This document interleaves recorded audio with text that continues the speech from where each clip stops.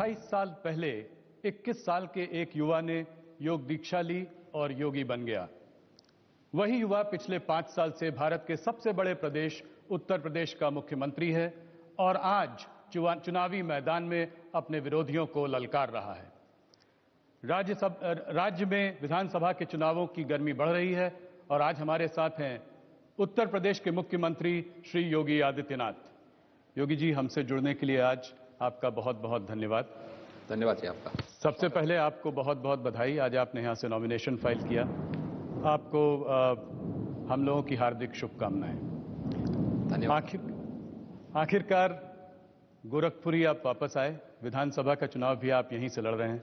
गोरखपुर आपकी कर्मभूमि भी रही है, यहां से आपका आध्यात्मिक जुड़ाव भी रहा है। आप गोरखपुर ही वापस क्यों आए? बात चल रही थी मथुरा जाएंगे, अयोध्या से चुनाव लड़ेंगे, गोरखपुर में ये क्या खास बात? देखिए, गोरखपुर या प्रदेश अब मेरे लिए कोई अपरिचित नहीं है। हां, पार्टी ने मुझसे भी पूछा था और मैंने पार्टी के ऊपर भी छोड़ा था।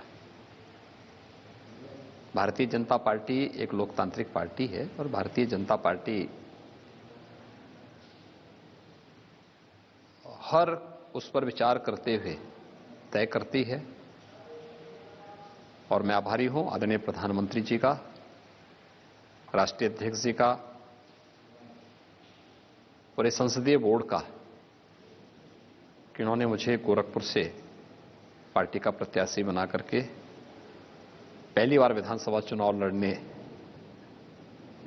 के लिए आज नामांकन भरने की अनुमति दी। और आज मैंने भारतीय जनता पार्टी के एक अधिकृत प्रत्याशी के रूप में गोरखपुर विधानसभा सीट से अपना नामांकन फाइल किया है।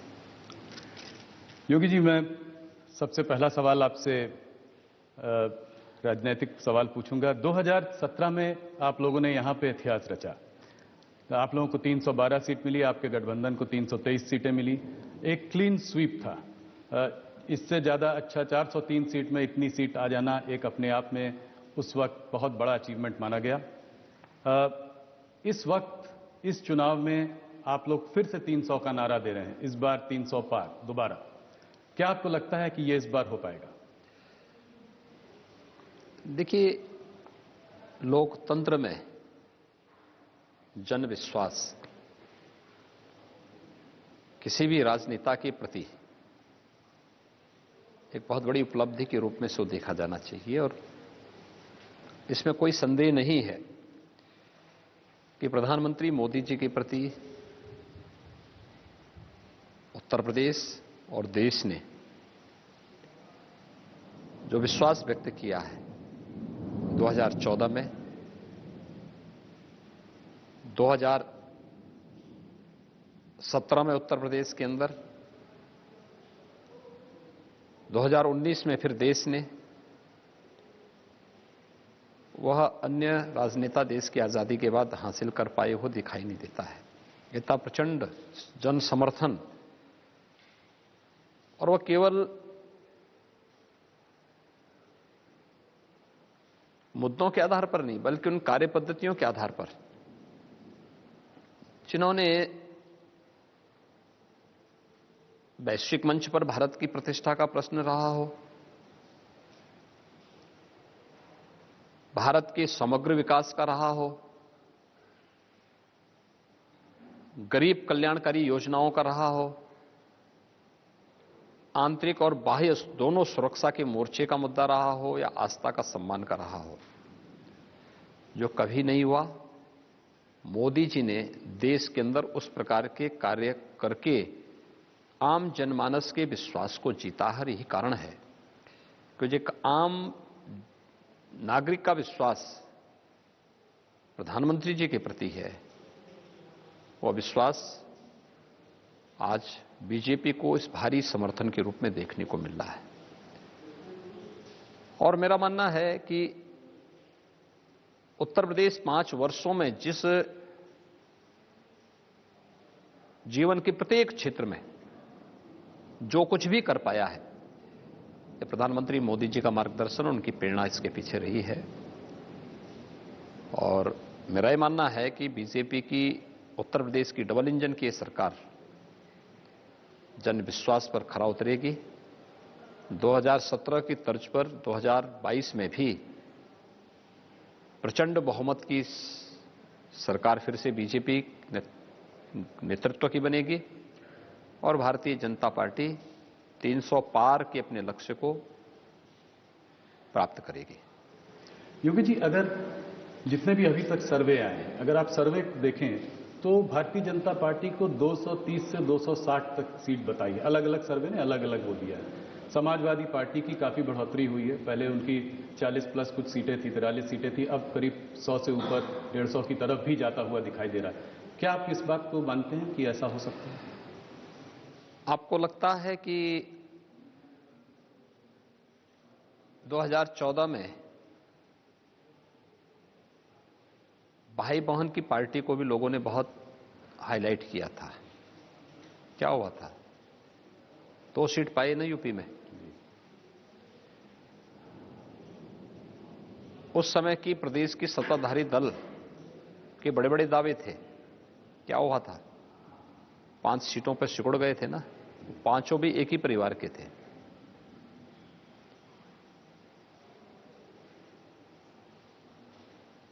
2017 में 2 लड़कों की जोड़ी आई थी ना, जनता ने खारिज किया। उस समय बड़े बड़े दावे किए जा रहे थे। ओपिनियन पोल हो या एग्जिट पोल हो, उन सब के इतर उत्तर प्रदेश की जनता ने मोदी जी के नेतृत्व पर विश्वास किया था।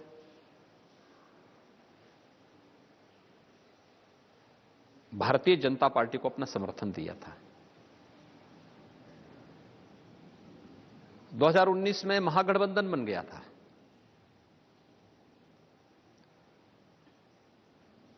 सपा, बसपा, कांग्रेस, लोकदल और भी अन्य तमाम लोग उसके साथ जुड़ गए थे। परिणाम क्या रहा? भारतीय जनता पार्टी 64 सीट पाकर के नंबर 1 पर थी। जी। नंबर 2 पर जो थी वो मात्र 10 सीटें पाई थी, बहुजन समाजवादी पार्टी। समाजवादी पार्टी मात्र 5 सीटों पर सिमट गई और कांग्रेस 1 सीट पाई।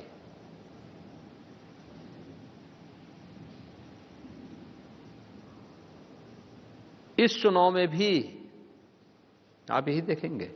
जी, उस वक्त भी सर्वे आपको कम सीटें दी। मैं क्या कह रहा हूं ना, देखिए, सर्वे, ओपिनियन पोल और एग्जिट पोल दोनों, आप तीनों चुनावों का देख लें। जी। तीनों चुनाव में क्या ट्रेंड है और मतदान का ट्रेंड क्या है। मोदी जी की लोकप्रियता में कोई कमी नहीं, बढ़ोतरी हुई है। जी। वैश्विक मंच पर भारत की प्रतिष्ठा बढ़ी है। आंतरिक और बाह्य सुरक्षा के मोर्चे पर भारत पहले की तुलना में 7 वर्ष पूर्व की तुलना में बहुत बेहतर स्थिति में है। उत्तर प्रदेश के अंदर 5 वर्ष के दौरान सुरक्षा के मुद्दे पर एक बेहतरीन स्थिति में हम लोग आए हैं। निवेश की व्यापक संभावनाएं यूपी के अंदर बनी हैं। रोजगार के सृजन हुए हैं। युवाओं को नौकरी पारदर्शी तरीके से मिलती हुई दिखाई दी है। अन्नदाता किसानों के भविष्य के लिए और अन्नदाता किसानों की खुशहाली के लिए नया करने की एक व्यवस्था हुई। ऋण माफी से लेकर के प्रधानमंत्री किसान सम्मान निधि और लाखों हेक्टेयर लैंड को सिंचाई की अतिरिक्त क्षमता विकसित करने की कार्रवाई। एमएसपी से लागत का 1.5 गुना दाम किसान को आज प्राप्त हो रहा है। बहुत सारी चीजें हैं।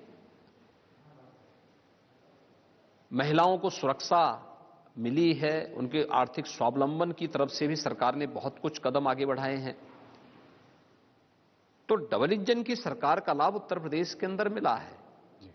तो ये सभी चीजें जुड़ेंगी तो 300 का पार बीजेपी पाएगी। और आपने देखा होगा, आप पिछले 6 महीने के अंदर देखें, 6 महीने पहले सपा गठबंधन कहा था, 3 महीने पहले कहा था, और 1 महीने पहले कहा था, और आज कहां पे है। ये 4 अलग अलग सर्वे भी आप देखेंगे तो वो लगातार उनको डिक्लाइन की तरफ है। बीजेपी अप कर रही है, ये हर व्यक्ति जान रहा है। और प्रथम और द्वितीय चरण के टिकट वितरण के बाद जब प्रचार की कार्रवाई शुरू हुई, आज बहुत स्पष्ट स्थिति है कि बीजेपी 300 पार सीट पाएगी, इसमें कोई संदेह किसी को नहीं होना चाहिए। और मैं तो पहले इस चीज को बोल चुका हूं, देखिए ये चुनाव अंततः 80-20 का होना है। 80 में बीजेपी को रहना है, 20 में बाकी शेष दलों को रहना है। ये 80-20 की जब आपने बात की, हमारे मंच पे भी की, पहले भी की, तो लोगों ने इसको ऐसे इंटरप्रेट किया कि 80% हिंदू और 20% मुसलमान। क्या इसको इस तरीके से देखा? देखिए, कोई सोच किस रूप में रहा है, लेकिन मेरा यह मानना है कि 80% वे सकारात्मक भाव के साथ कार्य करने वाले लोग हैं, जिन्होंने उत्तर प्रदेश के अंदर सुरक्षा के बेहतर वातावरण को स्वीकारा भी है और उसको अनवरत वे बनाए रखना चाहते हैं, जिन्होंने प्रदेश के 5 वर्ष के अंदर डबल इंजन की सरकार के विकास के इंफ्रास्ट्रक्चर डेवलपमेंट से जुड़े हुए कार्यों को नजदीक से महसूस किया और उसका लाभ भी लिया है, देखा है, नजदीक से देखा कि ये उत्तर प्रदेश के लिए, वर्तमान और भावी पीढ़ी के लिए आवश्यक है।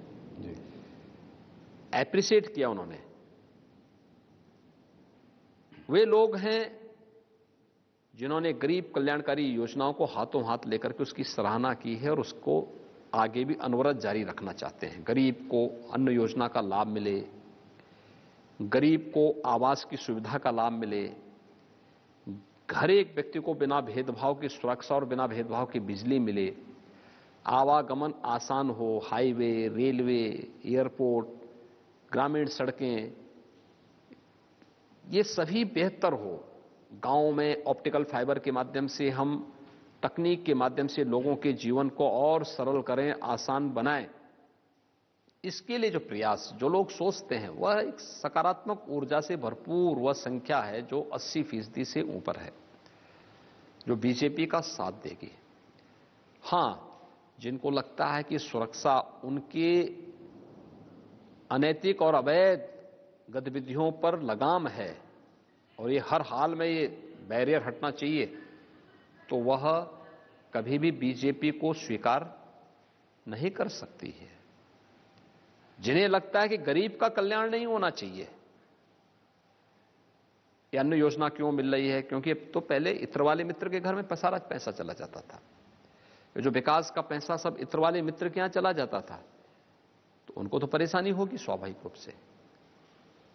वो कब प्रदेश के हितैषी रहे हैं, कब गरीब का हितैषी रहे हैं, कब महिलाओं की सुरक्षा के प्रति संवेदनशील रहे हैं, कब अन्नदाता किसानों के हितैषी रहे हैं। तो ये नकारात्मक जो आप 20% लोग बता रहे हैं, ये कौन है? क्या ये कोई मजहब विशेष है? मैंने कहा ना, ये वही लोग हैं जो सुरक्षा के लिए खतरा थे जी, जिनको विकास अच्छा नहीं लगता था, जिनको प्रदेश की बेटियों की सुरक्षा अच्छी नहीं लगती थी, जिनको दंगा पसंद था, अराजकता पसंद थी, गुंडा टैक्स पसंद था, गरीब कल्याणकारी योजनाएं पसंद नहीं थी, चेहरा देखकर के योजनाओं को बांटना और बंदर बांट करना, जिन्होंने ऐसा काम किया, ये 20% ये वही लोग हैं। और इसलिए ये लोग हमेशा विरोध किए हैं, विरोध करेंगे। तो पश्चिमी उत्तर प्रदेश में इस 80% और 20% को आप कैसे देखते हैं? मैंने कहा ना, हर वह व्यक्ति जो सुरक्षा पसंद कर रहा है, किसान कल्याण की योजनाओं को, गरीब कल्याण की योजनाओं को, रोजगार की योजनाओं को पसंद कर रहा है, विकास को पसंद कर रहा है, वह बीजेपी के साथ आएगा और 80% बीजेपी के साथ आएगा। कैराना और मुजफ्फरनगर में आपने कहा है कि जिन लोगों को बहुत गर्मी चढ़ी है उनकी आप गर्मी उतार देंगे, यहाँ तक कि मई जून में आप वहाँ शिमला बना देंगे। ये आपने एक बार नहीं कई बार कहा है। इसमें कल आप मुजफ्फरनगर जा भी रहे हैं। तो इसमें बुरी बात क्या है? जी, तो कल आप जा भी रहे हैं। मुझे एक बात बताइए, क्या किराना के व्यापारियों को सुरक्षा पाने का अधिकार नहीं है? क्या पश्चिमी उत्तर प्रदेश की बेटियों को और वहां की बहनों को सुरक्षा पाने का अधिकार नहीं है? पूरा अधिकार है। और किसी भी चुनी गई सरकार का यह नैतिक दायित्व बनता है कि बिना भेदभाव की सुरक्षा दें। और मैं इसको बीजेपी सरकार की उपलब्धि मानता हूं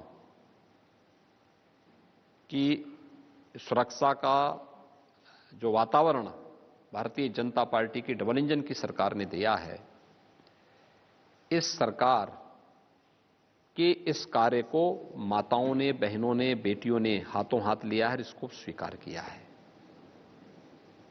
हाथों हाथ लिया है।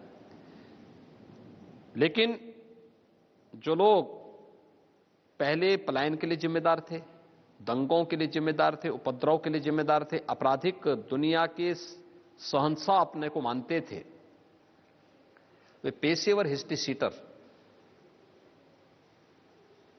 4.5 साल दुबके हुए थे अपने बिलों में।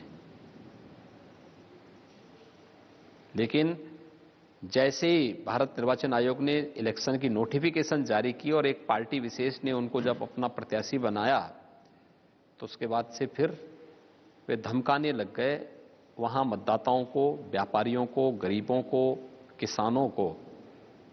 बेटियों की सुरक्षा के लिए फिर थ्रेट आने लग गए। तो प्रदेश के एक जिम्मेदार व्यक्ति के नाते मेरा दायित्व बनता था कि मैं उनके थ्रेट का जवाब कायदे से दे दूं कि जो गर्मी है ना, ये 10 मार्च के बाद फिर शांत हो जाएगी और हम भी देखेंगे 10 मार्च के बाद क्या होगा। तो आप ये कह रहे हैं कि मुजफ्फरनगर कल आप जा भी रहे हैं, वहाँ पे दंगे वहाँ से शुरू हुए थे, सचिन और गौरव अपनी बहन की रक्षा करते हुए उनको मार दिया गया। तो आप कह रहे हैं अभी भी परिस्थितियां बदली नहीं है, अभी भी इस तरह की प्रॉब्लम कुछ कुछ पॉकेट्स में है? बदली है, लेकिन उसको फिर पूर्व स्थिति में लाने की साजिश समाजवादी पार्टी और बहुजन समाजवादी पार्टी करना चाहती है। समाजवादी पार्टी का गठबंधन और बहुजन समाजवादी पार्टी या कांग्रेस आज भी इसी फिराक में है कि पूर्व की स्थिति, दंगों की स्थिति लाई जाए, पलायन की स्थिति लाई जाए। वे प्रगति से संतुष्ट नहीं है, प्रगति उनको भाती भी नहीं, वे पलायन उनको पसंद है। व्यापारी पलायन कर जाए, अराजकता फैल जाए, दंगा होता रहे, निर्दोष लोग मरता रहे, वे इसको पसंद करते हैं। क्यों? क्योंकि इससे वोट का पोलराइजेशन, क्योंकि उनको वोट बैंक पसंद है जी। उनको सुरक्षा पसंद नहीं। वोट बैंक के लिए वो राष्ट्रीय सुरक्षा के साथ खिलवाड़ करते हैं। आपने देखा नहीं, अभी संसद में कांग्रेस के पूर्व अध्यक्ष ने कश्मीर के मुद्दे पर किस प्रकार का गैर जिम्मेदाराना बयान दिया है। कश्मीर के मुद्दे पर भारत सरकार की नीति का दुनिया के किसी देश ने विरोध नहीं किया, सबने उसको समर्थन किया सिवाय पाकिस्तान के। श्री राहुल गांधी क्या कांग्रेस के जिम्मेदार नेता अपने को मानते हैं और वह कश्मीर के मुद्दे पर पाकिस्तान की भाषा बोलते हैं? ये सब क्या है? इनके लिए अपना वोट बैंक महत्वपूर्ण है, राष्ट्रीय सुरक्षा महत्वपूर्ण नहीं है, अपने नागरिकों की सुरक्षा महत्वपूर्ण नहीं है। और इस प्रकार की गैर जिम्मेदार हरकतें मुझे लगता है कोई सभ्य समाज भी स्वीकार नहीं करेगा और कोई भी चुनी गई लोकतांत्रिक सरकार इसको स्वीकार नहीं कर सकती और फिर बीजेपी तो कतई स्वीकार नहीं कर सकती। निशाना इस वक्त आपका राहुल गांधी जी पर है, पर मुझे लगता है लड़ाई यहां पे दो तरफा होती जा रही है। लड़ाई आपकी समाजवादी पार्टी से नहीं, मैंने क्या कहा, राहुल गांधी जी के बयान को भी यहां पे उद्धृत करना आवश्यक है क्योंकि मैंने केवल राहुल जी का ही नाम नहीं लिया। मैंने तो इससे पहले कहा ना कि सपा, बसपा, कांग्रेस के प्रत्याशियों की सूची, जिस प्रकार के चेहरों को उसमें महत्व दिया गया और उन चेहरों के द्वारा अलग अलग क्षेत्र में जिस प्रकार की थ्रेड दी गई, 4.5 वर्ष तक शांत थे जी। अचानक टिकट घोषित होते ही उनकी गर्मी चढ़ने लग गई, तो उस गर्मी का जवाब भी आवश्यक था। आप ये बताइए कि आप एक बहुत बड़ा मुद्दा प्रदेश में ये मानते हैं कि लॉ एंड ऑर्डर की सिचुएशन आपने बहुत इंप्रूव की। आप चुनाव का ये बड़ा भारी मुद्दा लेके, चाहे आप हों, चाहे प्रधानमंत्री हों, अमित शाह जी हों, सब लोग इसके बारे में बात करते हैं। कल ओवैसी जी पे गोली चल गई, उनके काफिले पे गोली चल गई, इसको आप कैसे देखते हैं? देखिए, हम लोकतंत्र में बैलेट पर विश्वास करते हैं, बुलेट पे नहीं।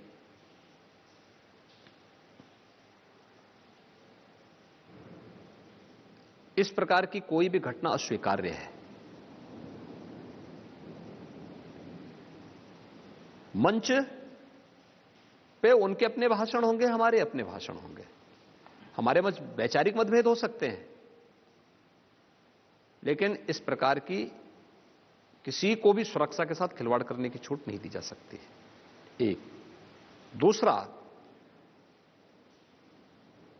मैं सभी दलों के नेताओं से भी इस बारे में अपील करूंगा कि मंच से भाषण देते समय इस बात को ध्यान में रखें कि हर वर्ग की भावनाओं का भी सम्मान होना चाहिए। हम वोट बैंक के लिए आस्था के साथ खिलवाड़ करने और जन भावनाओं को कुचलने का भी कुत्सित प्रयास कतई न करें, क्योंकि कहीं ना कहीं फिर उसकी रिएक्शन देखने को मिलते हैं और इन चीजों का हमेशा ध्यान रखना पड़ेगा हर एक व्यक्ति को। तो आप ये कह रहे हैं कि ओवैसी जी ने पहले बहुत सारे बयान दिए। उन्होंने कहा है मोदी जी हरदम प्रधानमंत्री नहीं रहेंगे, योगी जी हरदम मुख्यमंत्री नहीं रहेंगे, जिस दिन ये हटेंगे उस दिन हम देख लेंगे।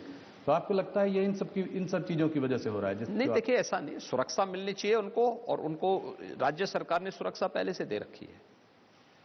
हमने उनको Y+ की सुरक्षा पहले से दे रखी है और उनके पास सुरक्षा है, और सुरक्षा उनको मिलनी भी चाहिए। राज्य के अंदर हर नेता को जो पहले से कार्यक्रम जिनके मिलते हैं उनको सुरक्षा भी दी जाती है।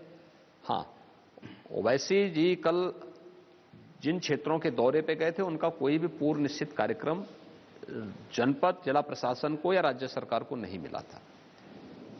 लेकिन फिर भी अगर कहीं कोई कार्यक्रम है, सभा के लिए परमिशन लोगों ने ली होगी, वो अपने आप में पर्याप्त है, उस आधार पर यह दायित्व बनता है सुरक्षा देने का। और पुलिस ने तत्परता से उन लोगों के खिलाफ कार्रवाई भी की है जो लोग इसमें सम्मिलित थे। ओवैसी को आप कितना बड़ा फैक्टर मानते हैं मुस्लिम वोटर्स के हिसाब से? देखिए, वो अपने दल के नेता हैं। हर दल का नेता बड़ा है, कोई छोटा नहीं, कोई बड़ा नहीं। हर दल का नेता अपने आप में बड़ा है, हम उसको छोटा और बड़ा करके आंक नहीं सकते।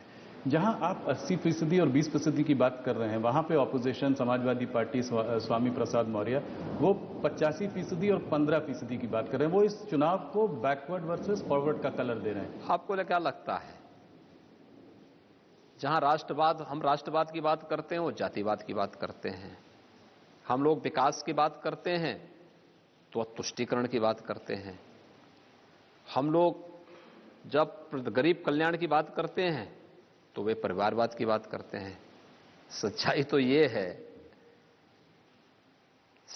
ये है कि नाम भले ही समाजवादी होगा, सोच तो परिवारवादी ही है, और काम दंगावादी से आज भी उभर नहीं पाया है।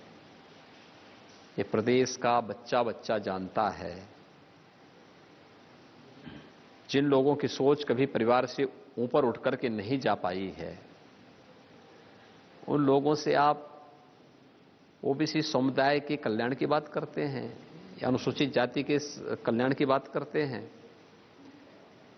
या उनसे आप किसी सामाजिक सौहार्द की अपेक्षा रखते हैं? ये सोच ही अपने आप में मुझे लगता है कि कोरी कल्पना के अलावा और कुछ नहीं। योगी जी, एक सवाल आपसे पूछना चाहूंगा। आप मोदी जी का स्लोगन रहा है सबका विकास, सबका साथ, सबका विकास, सबका विश्वास, सबका प्रयास। आप इसको दोहराते हैं, आप हर मंच से इस बात को कहते भी हैं। अगर आपने इतने कैंडिडेट्स अभी तक घोषित किए हैं, मगर मुसलमान कोई भी कैंडिडेट आपने घोषित अभी तक नहीं किया है। देखिए, तो आपसे मैं ये जानना चाहता हूं कि योगी आदित्यनाथ का मुसलमानों से क्या रिश्ता है? मेरा वही रिश्ता उनके साथ में है जो उनका रिश्ता मुझसे है।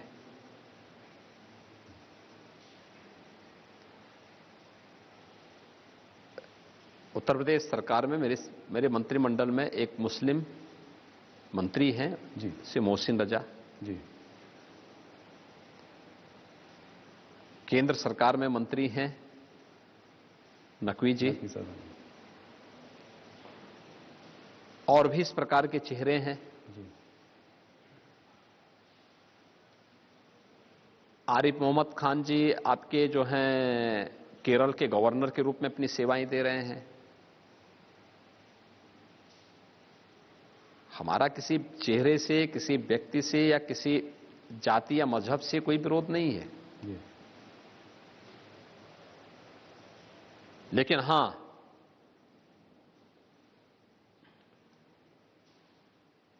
जिसका विरोध भारत से है, भारतीयता से है, स्वाभाविक रूप से हमारा उससे विरोध होगा।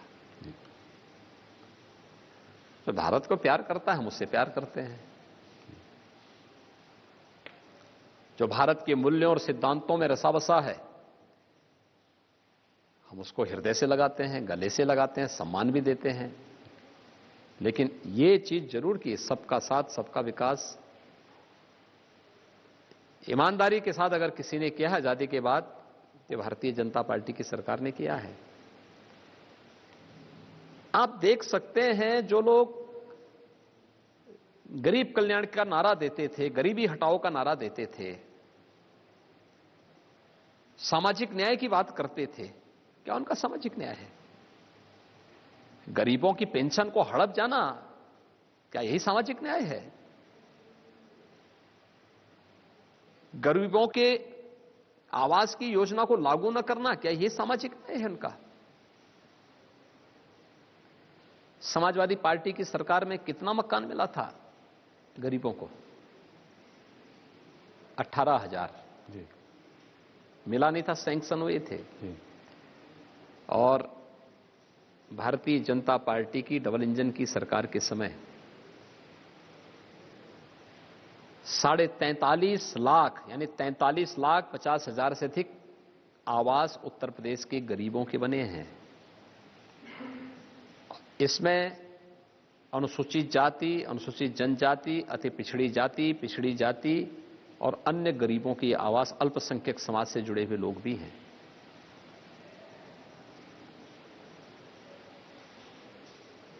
चेहरा देख करके योजना का लाभ नहीं दिया गया।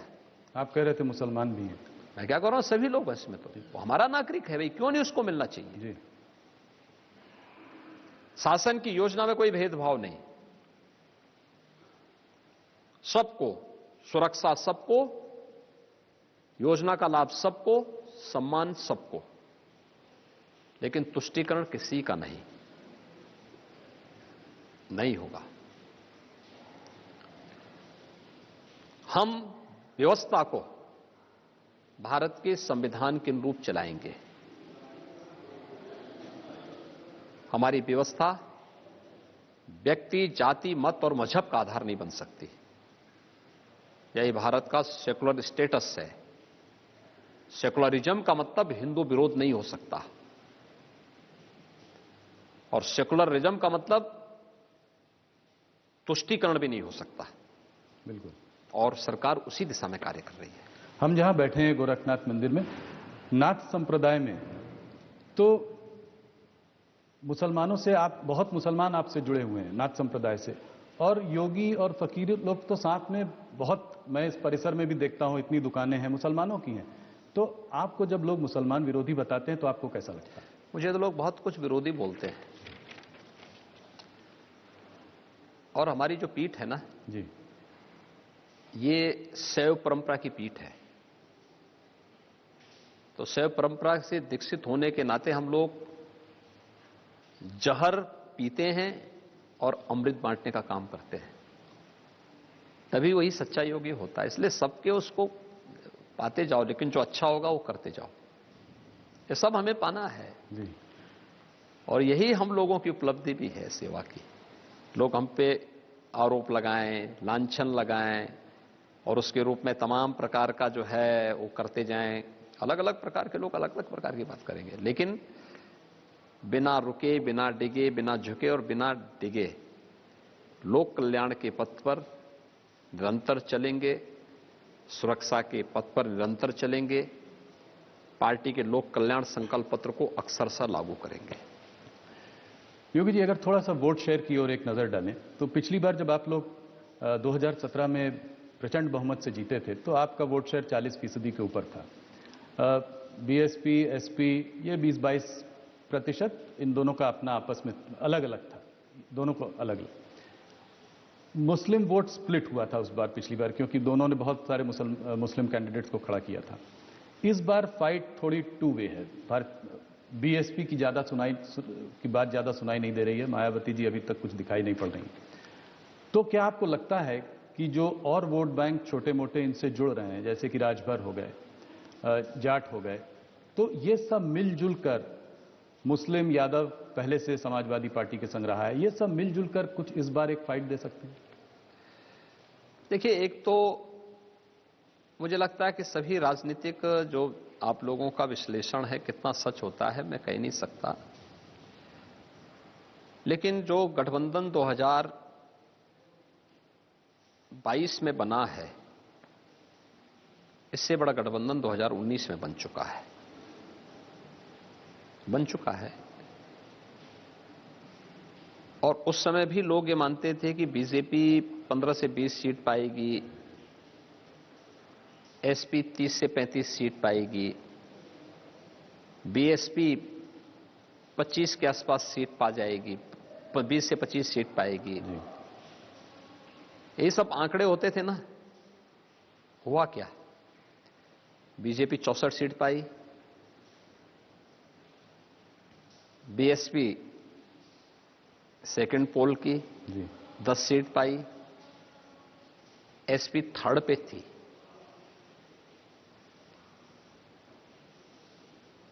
आप ये मान के चलिए कि ये जो गठबंधन है, इससे बड़ा गठबंधन 19 का था। ये सभी दल तब भी एक थे।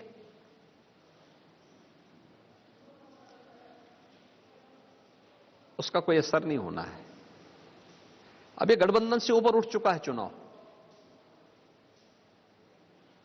फर्स्ट फेज का इलेक्शन होने दीजिए ना। ये इलेक्शन सुनामी बनेगा और भारतीय जनता पार्टी प्रचंड बहुमत के साथ प्रदेश के अंदर सरकार बनाएगी। क्या आपको लगता है जाट और मुसलमान इस पर साथ में आ सकते हैं? देखिए, मुझे तो जमीन पे नहीं दिखाई देता है। और जो बयान हैं 2013, 2014 और कैराना का प्लान पश्चिमी उत्तर प्रदेश में कोई व्यक्ति नहीं भूल सकता। और टिकट घोषित होने के बाद जिस प्रकार के थ्रेट आए हैं एसपी बीएसपी के प्रत्याशियों के द्वारा, उसको भी पश्चिमी उत्तर प्रदेश का नागरिक कभी विस्मृत नहीं कर सकता। इसलिए मुझे नहीं लगता है कि अगर कोई गफलत में हो तो अलग विषय है जी। मुझे नहीं लगता है कि गौरव सचिन जैसे जाट युवकों और उसके बाद मारे गए सैकड़ों लोगों और गलत ढंग से फंसाए गए हजारों लोगों के अपमान को लोग भूल जाएं। मुझे नहीं लगता है। और जो वहां के रिएक्शन आ रहे हैं माताओं के, बहनों के, गांव के किसानों के, बुजुर्गों के, नौजवानों के, उसमें कहीं नहीं लगता है कि इस प्रकार का कोई समीकरण होगा। तो जाट आपसे छिटकता हुआ आपको नहीं दिखाई दे रहा है? आपको कैसे लगता है? जाट उसी 80 का पार्ट है जी, उससे बाहर कहां से हो जाएगा? ब्राह्मण वोट की अगर थोड़ा सा बात करें तो अखिलेश जी काफी ब्राह्मण वोट को वो करना चाह रहे हैं। उन्होंने कहा है कि अगर हम सत्ता में आएंगे तो परशुराम जयंती भी मनाएंगे। इसको आप कैसे देखते हैं? देखिए, एक प्रबुद्ध समाज को आप गुमराह नहीं कर सकते।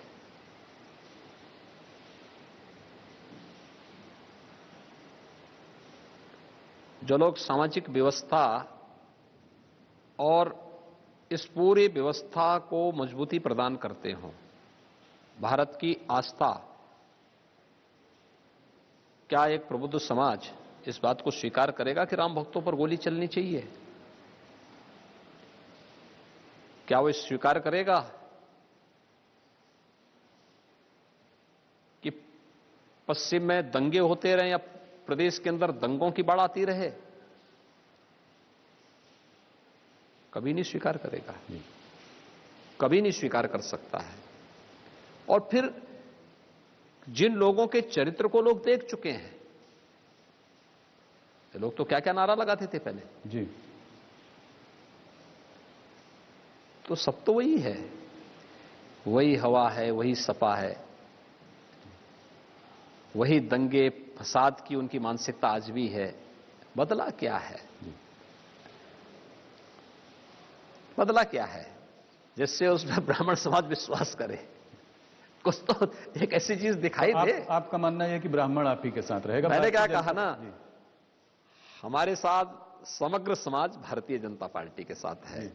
हर वह व्यक्ति भारतीय जनता पार्टी के साथ में जो सुरक्षा चाहता है, विकास चाहता है, सुशासन का पक्षधर है और राष्ट्रवाद का पक्षधर है, वो भारतीय जनता पार्टी के साथ में है। योगी जी, 3 मंत्रियों ने आपको छोड़ा और 10 एमएलए भी आपको छोड़कर गए, इसको आप कैसे देखते हैं? क्या पिछड़ा वर्ग थोड़ा सा बीजेपी से? देखिए, वहां से भी बहुत सारे लोग बीजेपी में आए हैं जी। मुलायम सिंह जी के समधी फिरोजाबाद में सिरसागंज से बीजेपी में आए हैं, बीजेपी के प्रत्याशी भी हैं। उनके ऊपर ऐसे ही परिवारवाद का आरोप कम लगेगा, कुछ परिवार वालों को आपने ले लिया है। वो तो अंतिम सिलसिला है, वो तो वहां पे वो कम नहीं होने वाला, वो सोच तो घूम फिर करके वही जानी है। जिनको लगता था कि वहां पे गलत हो रहा है, निर्णय लेने की क्षमता नहीं है, संगठन चलाने की भी सामर्थ्य नहीं रही है, वो लोग वहां से हटे हैं कि वहां डूबने से अच्छा है हम यहां बीजेपी में आएंगे। और जो बीजेपी में आ रहे हैं इस आश्वासन के साथ नहीं आ रहे कि टिकट पाएंगे। पार्टी की मेरिट में खड़े उतरेंगे तो पार्टी टिकट देगी, नहीं उतरेंगे तो पार्टी में कार्यकर्ता के रूप में काम करने को तैयार है। बहुत सारे लोगों ने बीजेपी ज्वाइन की है, एक लंबी श्रृंखला है इनके। पिछड़े वर्गों के लिए आपका क्या मैसेज? प्रदेश के अंदर क्या से अनिल राजभर क्या कैबिनेट मंत्री के रूप में उत्तर प्रदेश में काम नहीं कर रहे हैं? या उत्तर प्रदेश के अंदर जयप्रकाश निषाद हमारे मंत्री हैं? एक लंबी श्रृंखला है,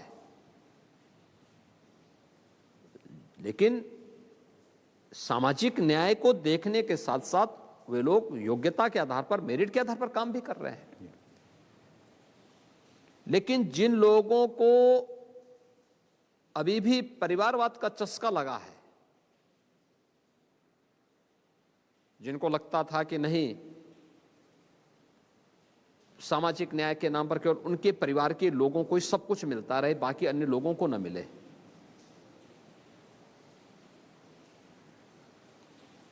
तो उन लोगों को तो बुरा लगेगा ही। जी। हमारे यहाँ कौन नहीं है? हमारे पास हमारा प्रदेश अध्यक्ष पिछड़ी जाति के हैं, रमाशंकर पटेल हमारी सरकार में मंत्री हैं, क्या पिछड़ी जाति के नहीं है क्या? एक लंबी श्रृंखला है। जी। तो इन चीजों को हम उसके आधार पर नहीं, वो काम कर रहे हैं उनके कार्य के आधार पर, उस समाज के सामाजिक न्याय की अवधारणा को भी पूरा करते हैं, लेकिन लोक कल्याण के भाव के साथ पूरे प्रदेश की सेवा भी कर रहे हैं। अमित शाह जी जब से इलेक्शन चुनावी मैदान में कूदे हैं, तब से जयंत चौधरी जी के और उन्होंने बहुत सारे मैसेजेस उनको भेजे। उन्होंने कहा आदमी सही है, गलत पार्टी में है। जयंत जी ने पलटवार किया, उन्होंने मैं कोई चवन्नी थोड़ी हूँ कि जो पलट जाऊँ। इसको आप कैसे देखते हैं? देखिए, अमित शाह जी देश के गृह मंत्री हैं और यशस्वी गृह मंत्री हैं और भारतीय जनता पार्टी के राष्ट्रीय अध्यक्ष के रूप में भारतीय जनता पार्टी को दुनिया के सबसे बड़े राजनीतिक दल के रूप में उन्होंने स्थापित किया है। स्वाभाविक रूप से उन्होंने तो जैन जी के ही हित के बारे में बोला कि हो सकता है वह अच्छे हों लेकिन एक बुरे दल में फंसे हुए हैं। जो दल स्वयं डूब रहा है उसी के साथ जुड़ रहे हैं, तो डूबती हुई नैया में आप सवारी करेंगे तो उसका परिणाम क्या होगा?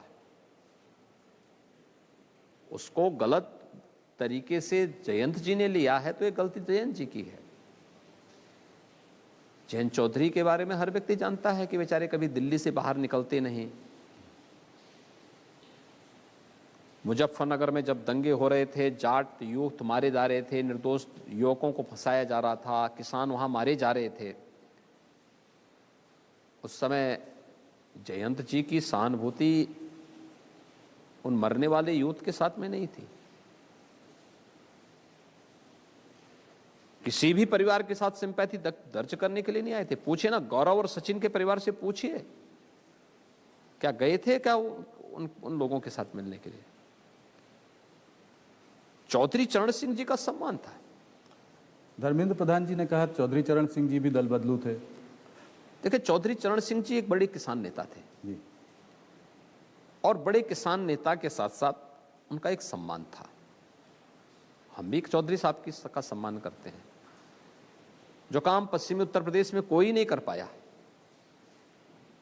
खासतौर पर चौधरी साहब की कर्मभूमि छपरौली में चीनी मिल 40 वर्षों से मांग हो रही थी। 1980 में मांग उठी थी कि इस चीनी मिल का यहां पर पुनरुद्धार होना चाहिए। हमने वहां नई चीनी मिल लगा दी चौधरी साहब की स्मृति में।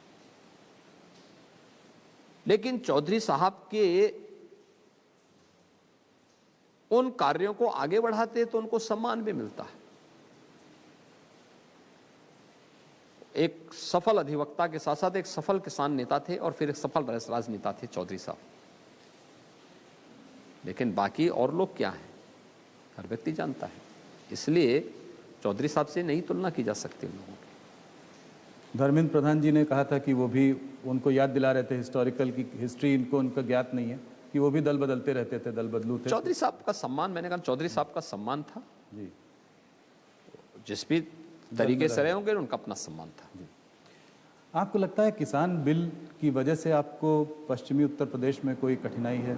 इसके वजह से कुछ माहौल ऐसा बन गया है? यूपी में किसान आंदोलन का कोई भी मतलब नहीं था और उत्तर प्रदेश के किसानों ने जब किसान बिल पास हुए थे इसका समर्थन उस समय किया था। स्वयं मुख्यमंत्री आवास पे आकर के किए थे। बाद में किन कारणों से धरने पर बैठे वो अलग विषय हो सकता है। लेकिन आप किसी भी उत्तर प्रदेश के किसान से पूछेंगे, वह उत्तर प्रदेश सरकार और भारत सरकार के द्वारा जो भी सहायता दी गई, कृषि ऋण से लेकर के प्रधानमंत्री किसान सम्मान निधि तक, उन सभी योजनाओं के साथ जुड़े हुए हैं और हर एक योजना का कई गुना लाभ पिछली सरकारों की तुलना में उनको प्राप्त हुआ है। प्रियंका गांधी फैक्टर इस चुनाव में दिखाई पड़ रहा है आपको कहीं भी? लड़की हूँ, लड़ सकती हूँ, 40% जो है लड़कियों को, महिलाओं को टिकट दिया जाएगा, इसका कोई असर होगा? 6% वोट शेयर था पिछली बार। आपको लगता है कि कुछ कांग्रेस? अब देखिए, कांग्रेस पार्टी एक राजनीतिक दल तो है ही जी। अब उनको उतने लोग मिले कि नहीं मिले, एक प्रश्न तो ये। दूसरा ये है कि जनता जनार्दन कितना उनको पसंद करती है, कितनी उनकी लोगों की उपस्थिति है, ये भी देखती है। इसलिए जो है राजनीतिक दल के रूप में उनको चुनाव लड़ने का पूरा अधिकार है। जन समर्थन कितना मिलता है ये 10 मार्च बता ही देगा। अखिलेश यादव और शिवपाल जी के खिलाफ उन्होंने कोई कैंडिडेट खड़ा नहीं किया, कुछ साठगांठ है आपको लगता है? ये सांठगांठ तो 2019 में भी थी। इस दल आपस में मैच फिक्सिंग करके बीजेपी को रोकने के लिए एक दूसरे के प्रति इस प्रकार की सहानुभूति व्यक्त करते हैं। यहां पे ये पर्दाफाश हो भी गया। आपने 15 जनवरी को मायावती जी को जन्मदिन की शुभकामनाएं दी। कुछ पीछे बैकडोर कुछ बातें चल रही हैं कुछ? मैं सबको देता हूं। अखिलेश जी के जन्मदिन पे अखिलेश जी को मैं बधाई देता हूं। मायावती जी के जन्मदिन क्यों नहीं दूंगा जी? प्रदेश के मुख्यमंत्री के रूप में उन्होंने काम किया है और ठीक है, कम ज्यादा हो सकता है जी। देखिए, हम लोग पर कोई तालमेल बीजेपी के साथ नहीं, कोई तालमेल कैसा तालमेल? बीजेपी अलग लड़ रही है, सपा अलग लड़ रही है, बसपा अलग लड़ रही है, लेकिन जन्मदिन पे बधाई क्यों नहीं देंगे? और सामान्यतः प्रदेश से जुड़ी हुई योजनाओं पे मैं चर्चा करता हूं, लोगों से बातचीत भी करता हूं, टेलीफोन से बातचीत करता हूं। मुलायम सिंह जी अस्वस्थ थे, मैं उनको देखने के लिए भी गया था। जी। देखिए, चुनाव अपनी विषय है, लेकिन बातचीत करना, प्रदेश की जनता के हित के लिए बातचीत करना, किसी मुद्दे पर एक दूसरे के साथ अपनी बातों को शेयर करना, वो दूसरी विषय है और होना भी चाहिए। मुझे लगता है कि स्वस्थ लोकतंत्र की आवश्यकता है। अमित शाह जी ने अभी कहा कि समाजवादी पार्टी के साथ बाहुबली हैं, आपके संग बजरंग बली हैं। आज भी जो है अमित शाह जी ने अपने बयान में, आप जब आए थे आपके नामांकन के लिए, तब भी उन्होंने कहा कि आज़म खान, मुख्तार अंसारी, अतीक अहमद आज सब जेल के पीछे हैं। आप क्या कहना चाहेंगे इस बारे में? फिर एक ही संप्रदाय के लोग, एक ही... देखिए, ऐसा नहीं है। देखिए, जब पेशेवर अपराधी और माफिया जो समाज में व्यापक आतंक का कारण बना हो, उसी जाति में है तो हम कहां से लेके आ जाएंगे दूसरी जाति से? अपराधी अपराधी है, और अपराधी जो भी होगा, हमने 2017 में ही अपने लोक कल्याण संकल्प पत्र में इस बात को कहा था कि सरकार अपराध और अपराधी के प्रति जीरो टॉलरेंस की नीति के तहत काम करेगी, और सरकार ने काम करके दिखाया है। सच है कि भारतीय जनता पार्टी जो कहती है वो करती है। टिकट वितरण की सूची आप देख सकते हैं ना, सपा, बसपा, कांग्रेस ने कैसे लोगों को दिया है, और बीजेपी ने किन लोगों को दिया है। सामाजिक न्याय और संतुलन अगर आपको देखना तो बीजेपी की सूची में दिखेगी। पेशेवर हिस्ट्री सीटर, दंगाई को देखना है तो वह बाकी अन्य दलों में कहीं ना कहीं मिल जाएंगे, और मुझे लगता है जनता ये सब देख रही है। 2017 में भारतीय जनता पार्टी के चेहरा जो थे मोदी जी थे, प्रचंड बहुमत मिला। क्या ये कहना सही होगा कि इस बार जो भी आपको सीटें मिलेंगी वो एक आप पर रेफरेंडम होगा? देखिए, चुनाव पार्टी लड़ती है। हम लोग पार्टी के कार्यकर्ता के रूप में चुनाव का पार्ट हैं, और हम लोगों ने जो कुछ भी किया है वह इसलिए नहीं किया है कि इसके बदले हम लोगों से वोट मांगे। ये इसलिए किया है क्योंकि हमारा दायित्व था। अपनी उस जवाबदेही का निर्वहन करने के लिए हम लोगों ने इस कार्य को किया है, और हम चुनावी मैदान में इसलिए हैं जिससे जो सुरक्षा मिली है, जो डेवलपमेंट के कार्य प्रारंभ हुए हैं, जो गरीब कल्याणकारी योजनाएं प्रदेश के अंदर लागू हुई हैं और तीव्रता के साथ आगे बढ़ रही हैं, ये अनवरत चलते रहना चाहिए, इसमें और गति आनी चाहिए। इसके लिए भारतीय जनता पार्टी प्रदेश के अंदर आवश्यक है। तो उसको आप अपना रेफरेंडम कहेंगे कि इस बार जो है? मैंने कहा ना, हमारे लिए तो हर दिन अपने आप में एक परीक्षा होती है। हमारे लिए सत्ता ये सुख भोगने या प्रतिष्ठा प्राप्त करने का माध्यम नहीं होता है। सत्ता को हम लोगों ने हमेशा परीक्षा पे खरा उतरने का एक माध्यम माना है, और हर एक दिन उस परीक्षा के दौर से गुजरे हैं। हर एक मुद्दे पर इन कार्यक्रमों को आगे बढ़ाया है, चाहे वह कोरोना प्रबंधन हो, पूर्वी उत्तर प्रदेश में इंसेफ्लाइटिस के उन्मूलन का हो, बहुत बड़ा काम किया, या फिर प्रदेश के अंदर गांव, गरीब, किसान, नौजवान, महिलाएं और समाज के प्रत्येक तबके के हितों को संवर्धन करना हो, या इंफ्रास्ट्रक्चर डेवलपमेंट के बड़े बड़े प्रोजेक्ट को प्रदेश के अंदर लागू करने का हो। और कुछ तो ऐसे कार्य हुए हैं जो 70 वर्षों में नहीं हो पाए थे। अनुमान करिए, 70 वर्षों में प्रदेश के अंदर 12 गवर्नमेंट मेडिकल कॉलेज बने थे। आज डबल इंजन की सरकार 33 नए मेडिकल कॉलेज प्रदेश में बना रही है, जिसमें 17 चालू हो चुके हैं। बाकी 16 पर कार्य चल रहा है वर्तमान में। इसी प्रकार से प्रदेश के अंदर एक्सप्रेसवे का देखेंगे, 70 वर्षों में 1.5 एक्सप्रेसवे बन पाया था। आज प्रदेश में 9 एक्सप्रेसवे का कार्य चल रहा है। पूर्वांचल एक्सप्रेसवे राष्ट्र को समर्पित हो गया है। बुंदेलखंड एक्सप्रेसवे युद्ध स्तर पर कार्य चल रहा है, अपने अंतिम चरणों में चल रहा है। गोरखपुर लिंक एक्सप्रेसवे प्रगति पर है। गंगा एक्सप्रेसवे पर काम प्रारंभ हुआ है। दिल्ली मेरठ 12 लेन का एक्सप्रेसवे चालू हो चुका है। गोरखपुर से सिलीगुड़ी, काशी से कोलकाता, लखनऊ से कानपुर, ये सभी एक्सप्रेसवे जी बनने की प्रक्रिया के साथ आगे बढ़ चुके हैं। जी ये फर्क बहुत स्पष्ट है और ये हर एक क्षेत्र में। एयर कनेक्टिविटी में 2070 वर्षों में उत्तर प्रदेश के अंदर 2 सिटी वायु सेवा से जुड़े थे, लखनऊ और वाराणसी। इस समय 9 सिटी 75 स्थानों पर देश और दुनिया के अंदर वायु सेवा की सुविधा दे रही है और हम लोग 11 नए एयरपोर्ट बना रहे हैं जी 5 आने वाले समय 5 इंटरनेशनल एयरपोर्ट वाला यूपी पहला राज्य होगा। जेवर का हमारा एयरपोर्ट एशिया का सबसे बड़ा एयरपोर्ट बनने जा रहा है। ये चीजें अगर आप देखेंगे तो ये जो परिवर्तन हुआ है, ये परिवर्तन पिछली सरकारों का इस सरकार के उस फर्क को बहुत साफ कर देता है। योगी जी, भारतीय जनता पार्टी एक बहुत बड़ी पार्टी है, स्वाभाविक है थोड़ी बहुत खेमेबाजी यहाँ पर भी है।